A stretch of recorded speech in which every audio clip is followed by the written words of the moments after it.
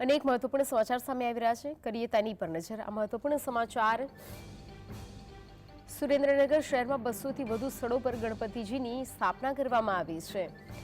તો 200થી વધુ પંડાલો જોવા મળ્યા છે। ગણપતિ બાપ્પા મોરિયાના નાદ સાથે પંડાલમાં બિરાજમાન થયા છે બપ્પા અને અનોખી શ્રદ્ધા જોવા મળી રહી છે। પ્રસાદ આરતી અલગ અલગ ધાર્મિક કાર્યક્રમોનું પણ ગણપતિ પંડાલમાં આયોજન કરવામાં આવ્યું છે।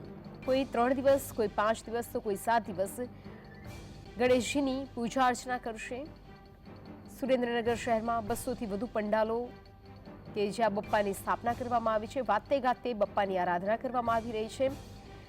તો ચતુર્થી બાદ આજે બીજો દિવસ અને હજુ પણ આવનારા દિવસોમાં બપ્પાની આરાધના કરવામાં આવશે।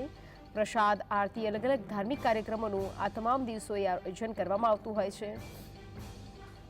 કોઈ 3 દિવસ, કોઈ 5 દિવસ, કોઈ 7 દિવસ તો કોઈ 10 દિવસ બપ્પાની મૂર્તિ બિરાજમાન કરે છે અને તેમની આરાધના કરે છે। સુરેન્દ્રનગર શહેરમાં 200થી વધુ પંડાલો સ્થાપિત થયા છે।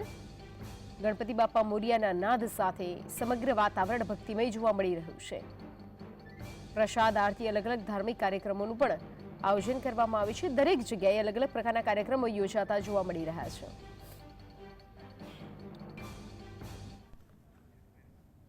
વધુ વિગતો સાથે સુરેન્દ્રનગરથી સંવાદદાતા ફઝલ લાઈવ જોડાઈ ગયા છે। ફઝલ, સુરેન્દ્રનગરમાં 200થી વધુ પંડાલો જોવા મળી રહ્યા છે, બપ્પાની આરાધના થઈ રહી છે, શું છે વધુ માહિતી?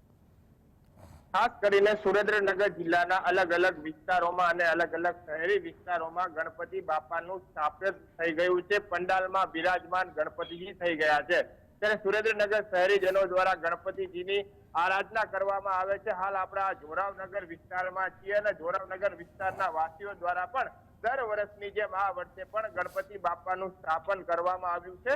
ત્યારે આ 10 દિવસ સુધી આ ગણપતિ બાપાનું સ્થાપન કરવામાં આવશે અને તેમની પૂજા અર્ચના અને વિવિધ પ્રકારના કાર્યક્રમોનું પણ આયોજન કરવામાં આવવાનું છે। ત્યારે અહીંના જે પૂજારી છે, ગણપતિ બાપાના જે પૂજા અર્ચના કરે છે, તે જે આપણી સાથે છે તેમની સાથે વાત કરશું। કેવા પ્રકારના કાર્યક્રમો રહેવાના છે 10 દિવસ? મહાપૂજા થાય, પછી 8 વાગે આરતી થાય, પછી રોજ જુદા જુદા કાર્યક્રમો હોય। બપોરે 12 વાગે થાળ ધરાવી દાદાને, સાંજે 8 વાગે આરતી કર્યા પછી એક દિવસ ભજન હોય, એક દિવસ રાસ ગરબા હોય, એક દિવસ ભજનો ડાયરા। ખાસ કરીને જે લોકોનો ઉત્સાહ છે તે આ વર્ષે ગણપતિજી સ્થાપન બાદ કેવો જોવા મળી રહ્યો છે? બહુ જ વધારે।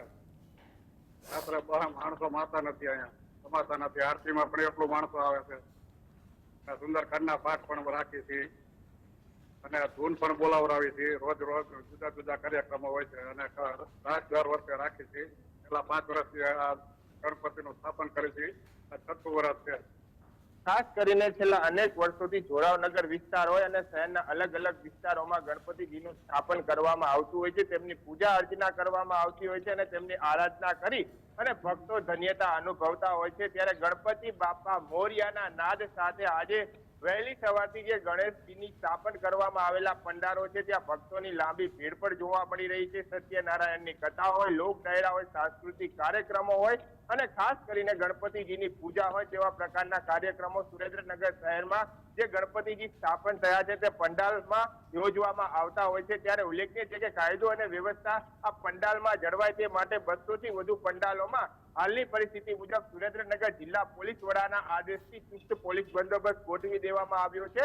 આ ઉપરાંત જ્યારે આ વિસર્જન સમયે પણ કોઈ અનિચ્છનીય બનાવ ન બને તે માટે શહેરના જે ધોળીધજા ડેમ આવેલો છે, ભોગાવો નદી આવેલી છે, ત્યાં પણ સર્વેયાઓની ટીમ તૈનાત રાખવાનો નિર્ણય પણ તંત્ર દ્વારા કરવામાં આવ્યો છે। ભક્તોનો ઉત્સાહ ગણેશજીને લઈ 7મા આસમાને છે તે જોવા મળી રહ્યો છે। હાલ જોરાવનગર હોય, રતનપર હોય, વઢવાણ હોય તેમજ શહેરના અલગ અલગ વિસ્તારોમાં ગણેશજીની સ્થાપના કરી અને લોકો પૂજા અર્ચના કરે છે। કોઈ 3 દિવસ, કોઈ 5 દિવસ, કોઈ 7 દિવસ, કોઈ 10 દિવસ અને સુરેન્દ્રનગર શહેરના વાદીપરા વિસ્તારમાં આવેલા જે ગણપતિજીની પંડાલ છે ત્યાં 14 દિવસ સુધી ગણપતિજીની સ્થાપના કરી અને તેમની પૂજા અર્ચના કરી પ્રસાદ સહિતના જે કાર્યક્રમો છે તેમનું આયોજન કરવામાં આવતું હોય છે। ત્યારે ગણપતિ બાપા મોરિયાના નાદ સાથે સુરેન્દ્રનગરના પંડાલોમાં ગણપતિજી બિરાજમાન થયા છે। જી ફઝલ, 200થી વધુ જગ્યાએ પંડાલ ભરાયેલા છે, કઈ થીમ આધારિત બપ્પાની મૂર્તિઓ જોવા મળી રહી છે?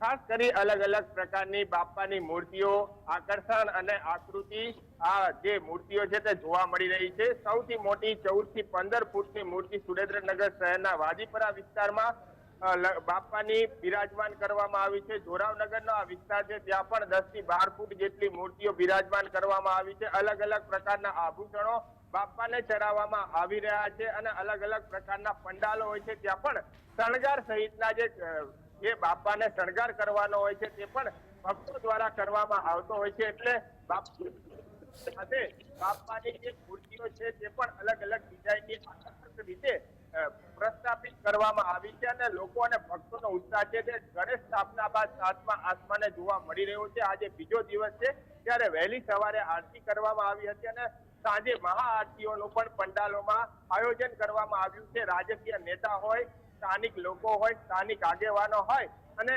શહેરીજનો ભેગા મળી અને આ ગણપતિ મહોત્સવની રંગે ચંગે ઉજવણી કરી રહ્યા છે. જી ફસલ, ભક્તોમાં તો અનેરો આનંદ જોવા મળી રહ્યો છે, પરંતુ પ્રસાદની માંગમાં પણ વધારો થતો હોય છે.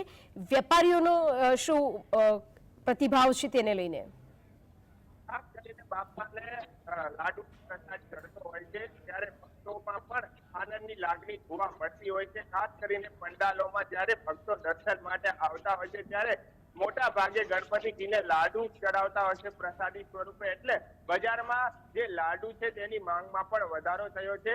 ખાસ કરી બાપાને લાડુ સૌથી વધુ પ્રિય હતા એટલે અલગ અલગ પ્રકારોના બજારોમાં પણ વેપારીઓ અને જે ખાસ કરીને મીઠાઈ ઘરોની દુકાનો આવેલી છે ત્યાં લાડુ બનાવવામાં આવ્યા છે. અલગ અલગ આકૃતિના બુંદીના લાડુ હોય અથવા તો ચૂરમાના લાડુ હોય, વિવિધ પ્રકારના લાડુઓ વેપારીઓ દ્વારા બનાવી અને ગણપતિજીને આ લાડુ ચડે તે પ્રકારના પ્રયાસો વેપારીએ પણ હાથ ધરવામાં આવ્યા છે. સુરેન્દ્રનગર શહેરની અલગ અલગ મીઠાઈ ઘરોની દુકાનમાં આ લાડુઓ વેપારીઓ દ્વારા બનાવી અને ભક્તો આ લાડુઓની ખરીદી કરી રહ્યા છે અને ખાસ કરીને આ જે ગણેશ પંડાલો આવેલા છે ત્યાં મહાઆરતી યોજાય ત્યારે આ ભક્તો છે તે લાડુ ચડાવતા હોય છે પ્રસાદી સ્વરૂપે.